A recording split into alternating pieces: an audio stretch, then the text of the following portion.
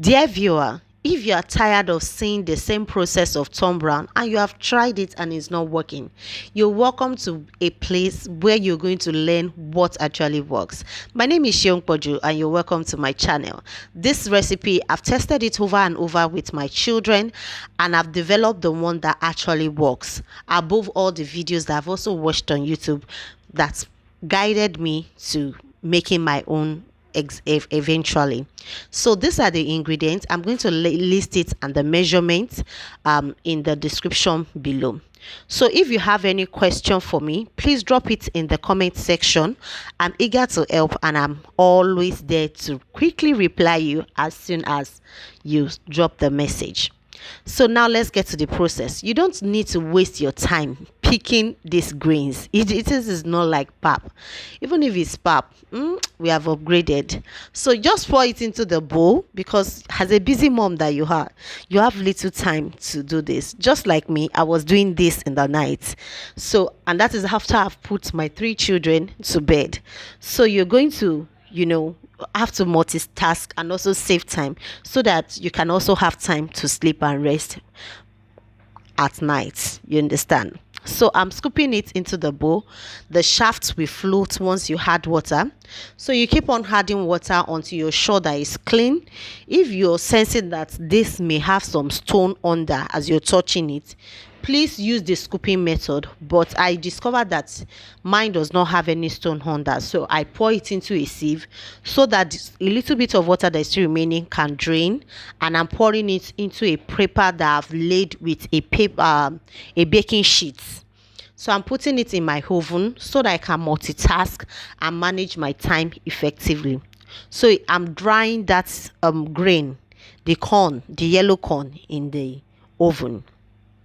So now the next ingredients that I'm preparing is the millet.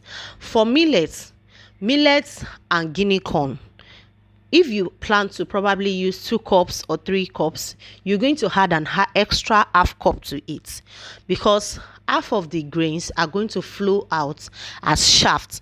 So if maybe half of it flows, you're still going to have your 3 cups left as the grain that you're going to use. So do you get the maths?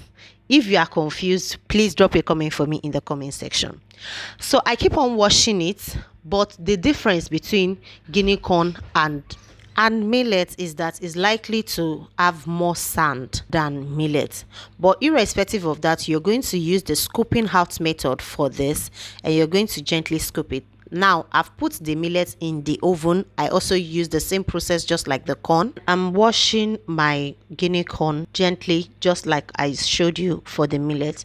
So basically the steps in the Tombrown is simple. You wash the grain, you make sure that there's no sand or stone left in it, and you air fry. So you will keep on washing the grain until you are sure that it is clean. Can you see how dark that water is? You have to wash your grain thoroughly. So and just like I said, you're going to add the extra half cup to it so that you don't lose all your ingredients while washing. So I've done that for this grain, and I'm going to show you the last part of it. Can you see the stone? This is the reason why you have to use the scooping out method. So I have my wheat, tiger nuts that I've washed. I don't need to keep on wasting your time showing you all those processes. So I did all those process off camera. But however, this soya bean is the one that you have to wait towards the end of this video. That is the secret recipe. That's what makes this video different from any other video that you will see on internet. So now I'm air frying my corn. I'm checking on the millet, and I'm also checking on the corn to make sure that we are right on track and it's getting dry as I expected it to be. So just like as I was saying, the soya bean, I've checked different process. Most of them show me processes that messed up my grain. I've used their process, it messed up my grain. It was not really smooth. Half of the grains have to waste because I have to sieve it after. But this method that I'm going to teach you, you don't need to sieve your grain after. It's going to be so smooth that you can literally use it to do anything. So Tombrown is a versatile recipe. You can make it like a cereal, you can use it to make swallow, you can use it as a baking powder, instead of using normal flour, a rising flour, you can use it as a flour for any baked goods that you want to make for your children. So I'm repeating the same process for the corn, for the granules. So I didn't add salt for my granules because this is a baby's food, you understand.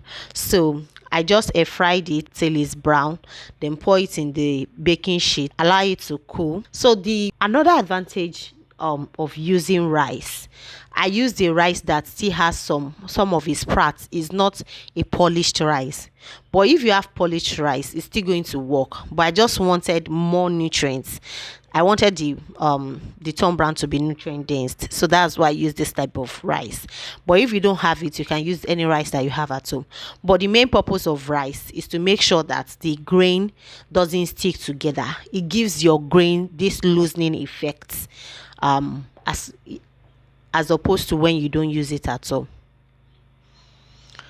So now I'm frying it just like any other ingredients I've done for the wheat, for the tiger nut and the likes.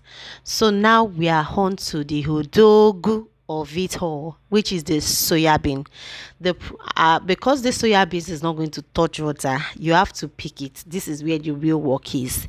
You have to pick it, then pour it into your pan. You're going to gently stir it. So even if you want to make just soybean powder, this is a process that is going to also work for you, you understand. And if you want to use this for commercial purposes, this is a process that is also good for commercial purposes, because your grain is going to be very dry and it's going to come out pure powder, no lumps, nothing that is going to make you short, like make you unprofitable while selling this particular powder, Tombrown powder. So now I've hair fried it, and I'm rolling it in my hand. You can see the husk coming out. So this process is the process that will lead us to a dehusking. They call it dehusking of the soybean. So even if you dry it, you can't, because of the skin of the soybean, it has a way of affecting the bowel movement of children. And if you have ever reacted to beans, if beans makes you bloated, that's the same effect it's going to give to your child. So you have to remove the husk. So now I'm using my the mortar and pestle that I have at home, the small one. If you have watched any of my videos, you will have seen me use it to mash his purees. So I'm using that same one to mash this and dehusk it. So now this is the dehusked soybean that I'm showing you. And this is the one that I used all your faves process on YouTube. They said I should put it inside water, this, and peel it. This is the result. This is what you're going to get. You understand? So don't go through this process. Follow my method. Follow Uno road and get this process, get this Tombrown recipe done very well. I tried it. It was for my first recipe. The grain was not smooth. So I told you earlier that I didn't show you that I was going to use oats. So another thing that oats does is just that it also helps you to loosen it, and it gives it this texture when you are cooking the stuff. So it doesn't have to be much. I just did poured and you don't have to air fry it. I just used 1 cup.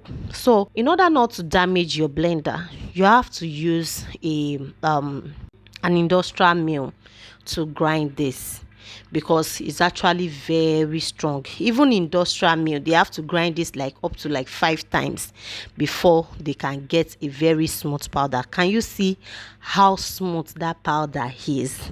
This is what you're supposed to get. And if you're not getting this, please drop a comment for me in the comment section.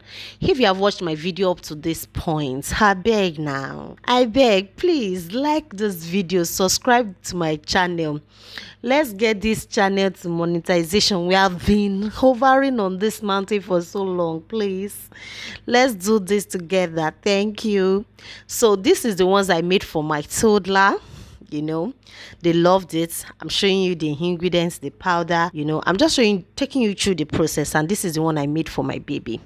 So you can also add fruit puree to your Tombrown mixture that you have already made for your child. I hope you enjoy watching this video. Please don't forget to subscribe and like this video. Share it with your friends. Bye.